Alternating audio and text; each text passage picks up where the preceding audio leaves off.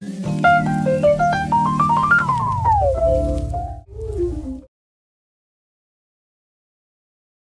guys, jumpa lagi dengan aku Syahman Buasan. Dan kali ni aku nak share korang tentang screwdriver yang mana screwdriver ni dah lama sangat aku nak beli.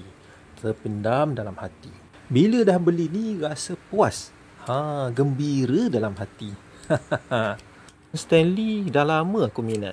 Tak perlulah petikaikan lagi. Jenama superb. Terbukti kualiti dia. So apa yang kita akan dapat apabila kita beli ni? Pertama, kita akan dapat pemegang screwdriver tu. Yang kedua, kita akan dapat 3 barang yang mempunyai 2 saiz mata. Apa benda tu? Jom aku tunjuk. Kita unboxing dulu guys. Ini tertutup dengan harga. Ini 6 cara ni screwdriver ni boleh pakai. Banyak tu.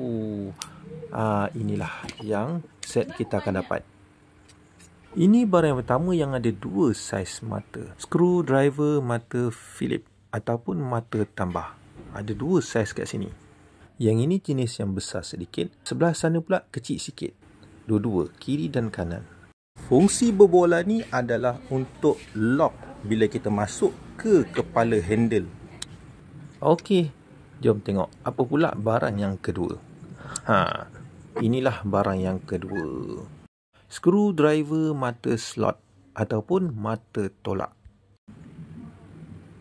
Pun sama juga, ada yang besar dan ada yang kecil. Next, batang ni pun ada fungsi tau. Nampak? Spana 2 saiz, satu besar, satu kecil. Handle pemegang ni pun ada fungsi tau. Nampak bentuk dia. Boleh digunakan berbagai fungsi. Satu lagi perkara yang menarik tentang screwdriver ni. Dia ada magnet. Magnet yang agak kuat. Yang mana bila kau pakai untuk skru, tak mudah terjatuh.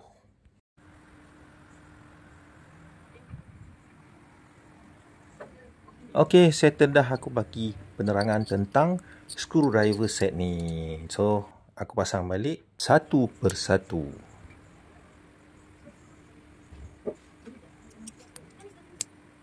Okey, setakat ni aku berpuas hati dengan screwdriver berbagai fungsi set ni. Itu saja perkongsian aku pada kali ini. Dan kita jumpa lagi pada perkongsian aku akan datang. Jumpa lagi. Bye-bye. Assalamualaikum.